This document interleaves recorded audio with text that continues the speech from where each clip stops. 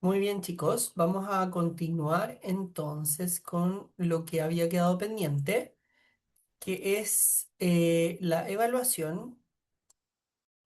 Ahí vamos a activar aquí el micrófono. Sí, creo que estamos bien.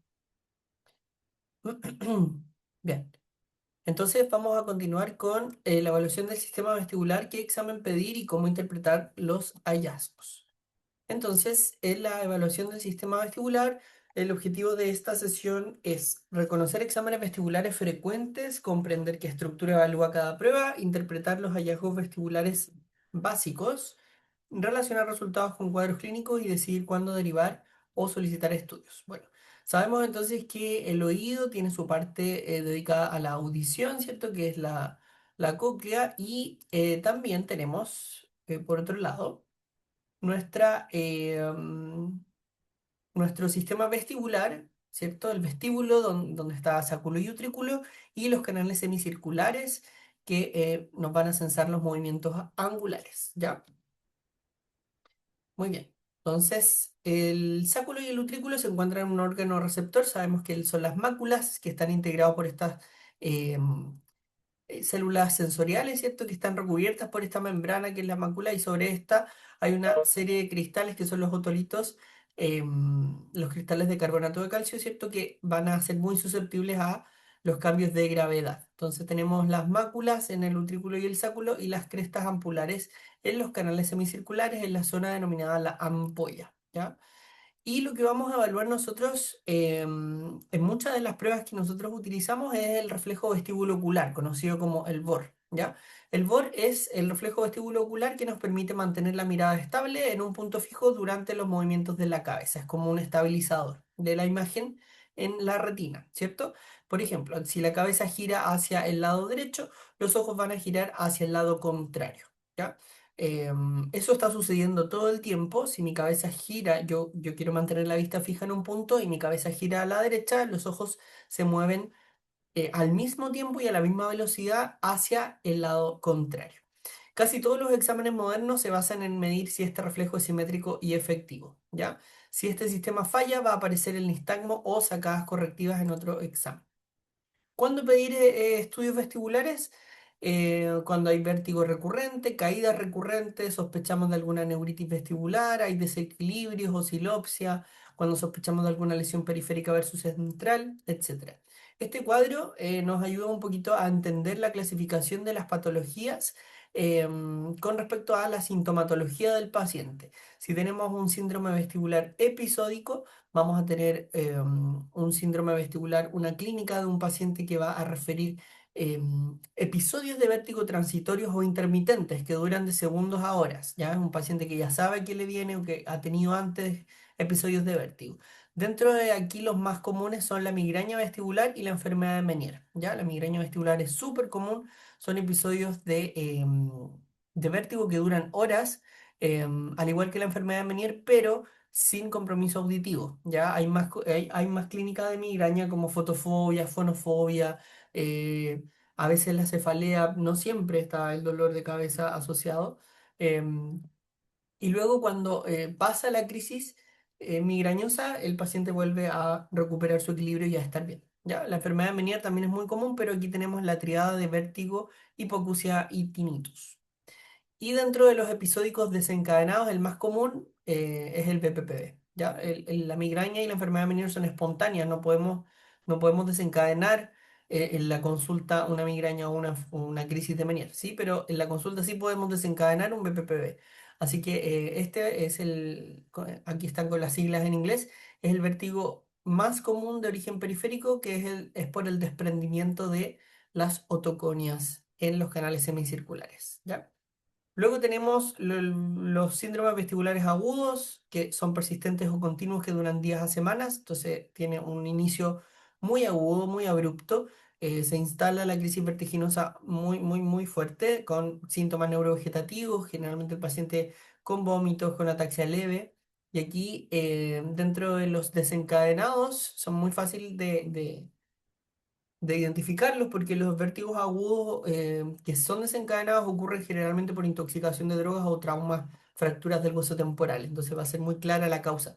pero los casos agudos que son de manera espontánea, ahí está el desafío porque podemos tener cuadros periféricos como la neuritis o la laberintitis. La neuritis es la inflamación del nervio vestibular, la laberintitis es la inflamación de todo el laberinto. Pero también aquí podemos encontrar el stroke o el ACV de fosa posterior. Entonces, que muchas veces los síntomas no son tan clásicos como los ACV clásicos y se pueden confundir mucho con episodios de vértigo más periféricos, ¿ya? Entonces hay que tener ahí las estrategias para poder conocer cómo identificar un vértigo de origen central y periférico. Para eso está el protocolo HINTS, no sé si lo han escuchado. Y en los síndromes vestibulares crónicos ya son síndromes vestibulares que duran meses a años. El paciente ya se queja de vértigo y mareo que está constantemente todo el tiempo, independiente si mueve o no la cabeza, independiente si está sentado, si está acostado. em, en todo momento hay mareo, ¿ya? Que se puede empeorar con el movimiento, pero no se desencadena con el movimiento. Está presente siempre. Bueno, dentro de los exámenes vestibulares uno siempre hace énfasis en la anamnesis porque muchos de estos pacientes no van a llegar a la consulta con la sintomatología, porque muchas de las crisis vertiginosas son, como les decía, episódicas.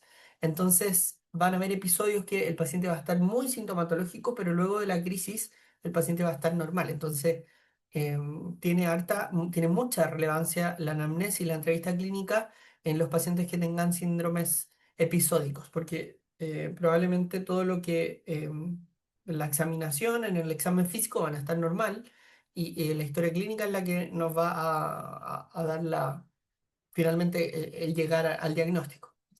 En Chile tenemos el examen funcional del octavo par que incluye la prueba calórica. Este es como el examen gold estándar que se utiliza acá en Chile, lo que más se pide usualmente para evaluar la prueba, o sea, para evaluar el octavo par, para evaluar el sistema vestibular, pero ahora tenemos nuevos tests que son más modernos, ¿cierto? Y que nos permiten también evaluar no solamente el canal horizontal como en la prueba calórica, sino que tener información de todos los canales.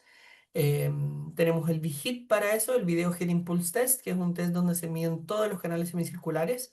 Y tenemos los VEMS también, que son los potenciales miogénicos vestibulares, y que aquí estamos evaluando los órganos otolíticos eh, utrículo y sacro. ¿Ya? También podemos, si es que contamos con posturografía, desconozco acá en la región si es que hay posturógrafos, este no es un examen que haga mucho en general. Aquí hay un resumen, un poquito de, bueno, el equilibrio se sustenta en estos tres sistemas principalmente, visual, propioceptivo y el vestibular. Dentro del vestibular tenemos los canales semicirculares y utrículo sáculo. Para evaluar canal horizontal tenemos la prueba calórica, para evaluar todos los canales tenemos el VIGIT, eh, y para evaluar utrículo y sáculo tenemos los VEMS, o VEM para evaluar utrículo, CVEM para evaluar sáculo. ¿Ya? Estos son los que se hacen generalmente. Y aquí hay unos ejemplos de lo que hacemos nosotros en el octavo par. Evaluamos el equilibrio estático, el equilibrio dinámico, ver si es que existe alguna lateropulsión, algún desvío del paciente hacia algún lado en particular. Generalmente, cuando tenemos lesiones periféricas y estamos cerca de crisis, el paciente va al lateropulsar hacia el lado afectado. Evaluamos pares craneanos y cerebelo para ver si es que hay compromiso a nivel central de otros pares y acá evaluamos también nistagmo espontáneo, se puede evaluar a ojo desnudo, pero si tenemos la posibilidad de evaluar con BNG, es lo ideal poder pedir este examen con BNG, es mucho más objetivo. También tenemos las pruebas oculomotoras, movimientos sacádicos, persecución lenta y optoquinético, que estas tres van a evaluar estructuras a nivel central, entonces nos puede indicar cuando hay algo más a nivel central. Tenemos la parte especial para evaluar el BPPB, el nistagmo posicional, que es el vértigo, como les decía, periférico más común, y ahí tenemos la prueba de Dix-Hallpike y Roll Test, que son pruebas posicionales sencillas, muy rápidas, para poder identificar si el origen del vértigo viene por el desprendimiento autolítico. Y la última parte es el nistagmo postcalórico, que se utiliza con irrigación de aire o agua y se evalúa si es que hay un laberinto que esté funcionando más que otro. ¿Ya? Aquí generalmente nosotros colocamos el diagnóstico otoneurológico. La prueba calórica es el examen objetivo que se incluye en el examen del octavo par y es la irrigación en el CAE, ¿cierto?, de aire o agua a distintas temperaturas y nosotros como vemos ahí en la pantallita de ese notebook, en la imagen vemos cómo es la respuesta con calor y frío comparándola de ambos oídos, ¿ya?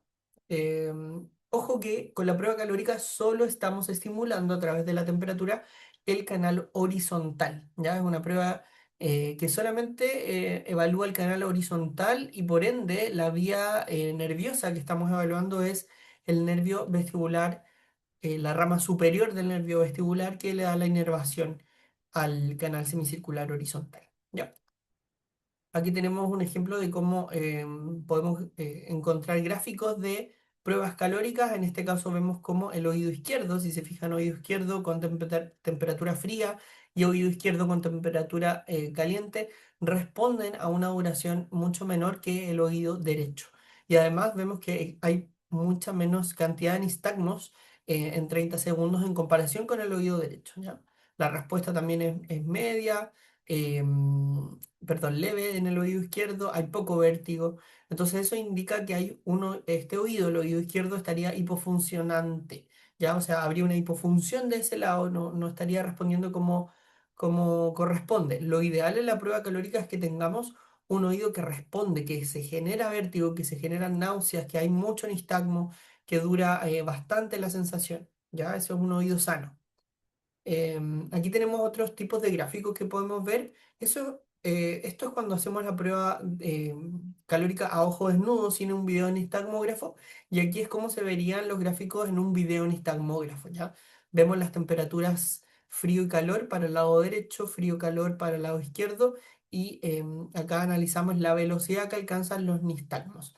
Lo ideal es que sea, ojalá, lo más simétrico posible entre un oído y otro, ¿ya? Aquí, por ejemplo, vemos cómo hay una prueba calórica alterada, en donde el oído derecho tiene una función mucho más, con velocidades de nistagmo mucho menores en comparación al oído izquierdo, por lo tanto acá hablamos de una hipofunción del oído derecho para la prueba calórica, ¿ya? Si la hipofunción o la debilidad unilateral que está expresada acá en unilateral weakness es más de un 25%, ya consideramos que eso es patológico. ¿Ya? Diferencias mayores a un 25% lo vamos a considerar patológico. En este caso, acá nos dice que hay una diferencia del 53%, que el lado derecho está funcionando un 53% menos en comparación con el lado izquierdo.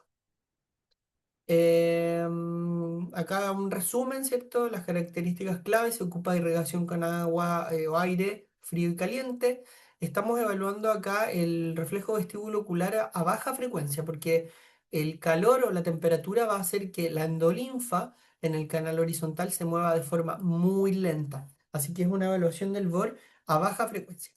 El alcance anatómico de esta prueba, como les dije, es bastante específico y limitado solo al canal semicircular lateral, así que no tenemos mucha información de las otras estructuras. Y como les dije, acá el oído sano va a tener una respuesta más prominente que el oído afectado, ¿ya? Entonces, si es que vemos un oído así, con menor respuesta, podemos concluir que hay una hipofunción vestibular periférica, ya sea por una neuritis, por un schwannoma, por una enfermedad de Meniere, etc. El Head Impulse Test es un video, bueno, es una prueba que se hace con un video nistagmógrafo en donde se hacen movimientos en los ejes que corresponden a cada canal. Entonces podemos evaluar los canales, ambos canales horizontales. Tenemos el estudio de los canales verticales en RALP, que sería el right anterior y left posterior, y el estudio de canales verticales en el plano LARP, que sería left anterior y right posterior. Se hacen movimientos de cabeza rápido y la indicación es que el paciente esté mirando un punto fijo. Nosotros vemos cómo el ojo responde frente a esta aceleración de la cabeza, que es muy rápido y es un movimiento de muy corta amplitud, ¿ya? Lo ideal es que el paciente, ojalá, si es un oído sano, si hay un oído sano, el paciente logra mantener la vista fija en el objetivo, ¿ya? Y esto es básicamente el VOR a una alta frecuencia, porque aquí sí son movimientos muy rápidos, la endolinfa se mueve muy rápido. Y esto es digamos, es una evaluación más, digamos, real de los movimientos que nosotros hacemos en el día a día, ¿ya? Entonces giramos la cabeza hacia derecha y los ojos se mueven a izquierda para mantener la imagen fija. Ese es el movimiento compensatorio que se activa con el reflejo vestíbulo ocular, ¿ya? Y los gráficos generalmente se muestran así, donde vamos a ver el movimiento de la cabeza y el movimiento del ojo, ¿ya? Entonces aquí vemos otro gráfico que se superpone, donde vemos en la gráfica negra el movimiento de la cabeza y normalmente el movimiento del ojo sigue la misma velocidad y al mismo tiempo hacia el lado contrario, ¿ya? Pero acá vemos cómo podemos tener un dígito anormal cuando el movimiento de la cabeza ocurre y el movimiento del ojo queda corto durante el movimiento y luego el paciente vuelve a fijar la mirada. Ya eso es un signo patológico, hay una ganancia acá alterada del reflejo vestíbulo ocular y eso ocurre por patologías a nivel periférico. ¿Ya? Ojo que un vigil normal no descarta enfermedad vestibular. ¿Ya? Aquí vemos otro ejemplo, como el movimiento de la cabeza ocurre en rojo para cuando movemos la cabeza hacia el lado derecho y el ojo se mueve también hacia el lado contrario. Tenemos una buena ganancia en este caso para el canal horizontal derecho, pero acá, por ejemplo, vemos cómo se mueve la cabeza hacia el lado izquierdo, estimulamos laberinto izquierdo, canal horizontal izquierdo, y el ojo no es capaz de moverse con la misma velocidad y luego el ojo hace la corrección, ¿ya? También vemos que aquí el valor de la ganancia es menor de 0,8, por lo tanto hay una ganancia disminuida para el Vigit. Tenemos otros gráficos también, hay mucha variedad de gráficos que nos van a indicar cómo está el Vigit, si está normal o alterado. Los gráficos son bastante amigables, aquí tenemos todos los canales del lado derecho y todos los canales del lado izquierdo y vemos cómo las barritas verdes están eh, sobre el 0,5 que aquí lo delimitan como alterado. ¿Ya? En cambio, en este lado vemos cómo los dos canales semicirculares posteriores no tienen las ganancias adecuadas y vemos que los trazados acá de ambos Vigit no alcanzan a superponerse a la velocidad de la cabeza. Hay gráficos que van a estar así, superpuestos, y otras veces van a estar así, en espejo. ¿Ya? Lo importante es comparar si el movimiento de la cabeza se iguala al movimiento del ojo. Y esto es un ejemplo de un informe que se realiza del Vigit, entonces ahí uno coloca si es que hay ganancias bajas, por ejemplo acá hay ganancias bajo los 0,8 en el horizontal, bajo los 0,7 en verticales, uno coloca presencia de sacadas, dificultades de la detección de pupila, conclusión, respuesta dinámica oculares con ganancias alteradas. Para el canal horizontal se esperan ganancias de 0,8 o más y para los canales verticales ojalá de 0,7 o más para considerar normales. ¿Ya? Y si no tenemos un video en nistagmógrafo, de todas maneras podemos hacer un HIT, que es el movimiento de la cabeza hacia ambos lados y le pedimos al paciente que eh, que mantenga la vista en nuestra nariz o en un punto y nosotros le movemos la cabeza. Ya un paciente normal va a mantener la vista fija y un paciente con alguna alteración periférica, cuando hacemos el giro de la cabeza, los ojos se van y luego el paciente corrige y existe esta sacada correctiva. Esto nos sirve, este HIT nos sirve para poder diferenciar patologías periféricas de centrales, ¿ya? Por ejemplo, cuando estemos en un cuadro agudo de vértigo por alguna causa central, como algún accidente cerebrovascular de fosa posterior, vamos a tener un HIT normal. En cambio, si es algo más periférico, como una neuritis, también vamos a tener una clínica de un vértigo intenso, pero si le hacemos la prueba del HIT, el HIT va a estar alterado para el lado en que el paciente tenga la alteración.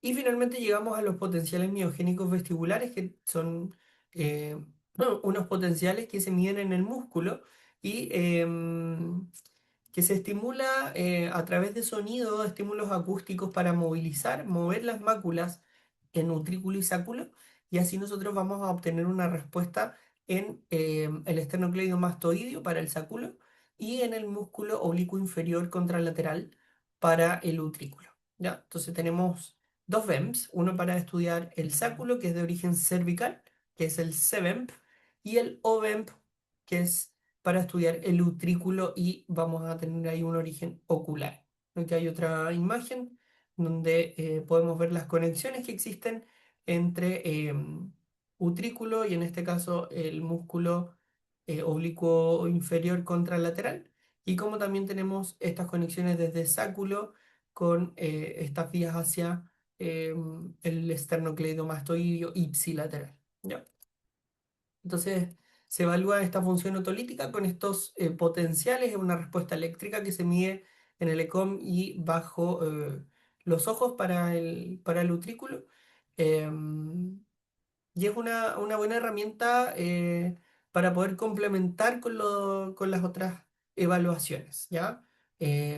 Sirve mucho también para estudiar si hay schwannomas vestibulares, también para conocer si es que hay presencia de la dehiscencia del canal semicircular superior, ciertas patologías que estos exámenes se vuelven clave, ¿ya? Si se hace, se colocan los electrodos, se utiliza un estímulo acústico no es que el sáculo esté escuchando, sino que utilizamos un sonido grave a muy alta intensidad para generar distorsión de, de- de- a través de la presión sonora y con esa presión sonora, que son chasquidos más o menos a 95, 100 decibeles, movemos las máculas y generamos estos potenciales, ya que se mide el SEVEMP en el esternocleidomastoideo y el OEMP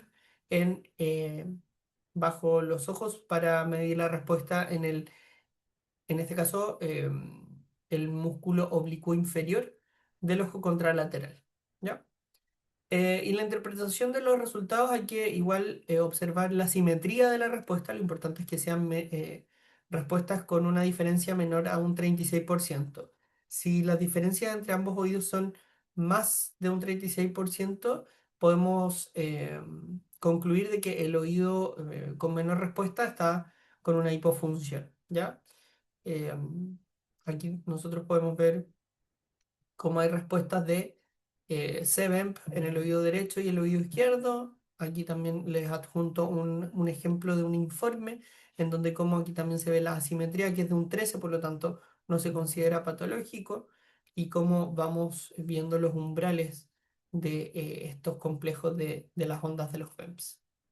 Ya, entonces como resumen, si quieren estudiar los canales semicirculares, tenemos el Big Hit y además la prueba calórica solo para el canal horizontal. Y si queremos evaluar también utrículo y sáculo y complementar, ¿cierto?, la evaluación de todo el laberinto, tenemos los potenciales miogénicos vestibulares, el OVEMP y el CVEMP. No olvidar, ¿cierto?, la parte auditiva cuando diferenciar hipocosias conductivas de sensorineurales. Cada examen va a evaluar estructuras distintas. La audiometría sigue siendo uno de los exámenes principales para evaluar la audición. Recuerden que las autoemisiones normales no descartan alguna alteración auditiva como la neuropatía, y ahí se hace muy útil el potencial para detectar patologías retrococleares o en niños, niñas recién nacidos con factores de riesgo o que no se condicionen a estudios subjetivos y saber cuándo derivar a otros profesionales también muy importante. Y en vestibular, ningún examen evalúa todo el sistema vestibular, por eso es súper bueno complementar. La calórica y el VIGIT no son equivalentes. Tenemos la calórica que evalúa a una frecuencia más baja, en cambio el VIGIT va a evaluar una frecuencia más alta de movimiento. Em, los VEMS van a complementar todo este estudio también evaluando los órganos otolíticos y tenemos la prueba del HIT y con el estudio del nistagmo y con otras técnicas del protocolo HINTS podemos diferenciar cuando estamos frente a un cuadro periférico o cuando estamos frente a un cuadro central. Así que muchas gracias. Les dejo ahí cualquier duda que ustedes tengan, pueden escribirme a mi correo. El correo es rodrigo.devia@v.cl. ¿Ya? Ahí me pueden mandar cualquier duda, cualquier consulta que tengan. em, yo cuando tenga el tiempo se los puedo mandar. ¿Ya? Así que muchísimas gracias y espero que les vaya muy, muy bien.